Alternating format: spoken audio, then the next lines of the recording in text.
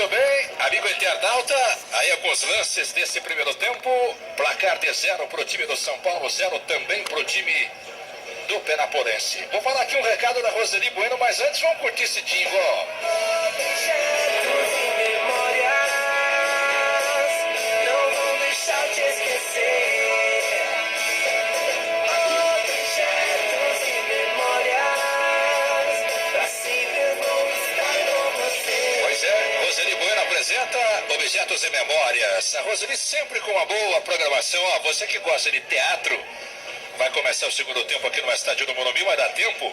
Você que gosta de rir, então vai adorar essa comédia. O Amante do Meu Marido. Essa peça vai acontecer no Teatro Ruth Escobar, todas as sextas e domingos. Você leva um pacote de fralda geriátrica e paga somente R$10.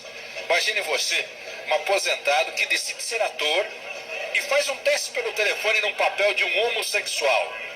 A sua esposa chega, abre a porta de mansinho e vê que ele está no telefone imitando, um homossexual. Ela acha que ele é gay. Depois de 20 anos de casado.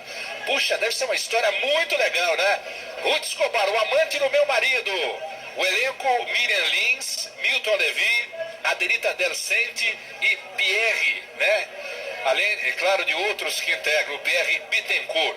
Apoiam a campanha Ame, Ampare e Respeite os Idosos, da Roseli Bueno, e do canal da internet está fazendo um sucesso, Clique TV. Anote aí, KLEEQ.tv. Clique TV.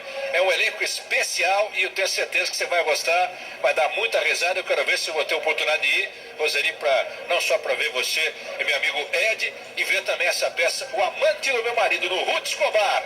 Acho que só faltou o dia aqui. Bom, é todo dia, né? De sexta a domingo você pode conferir essa peça.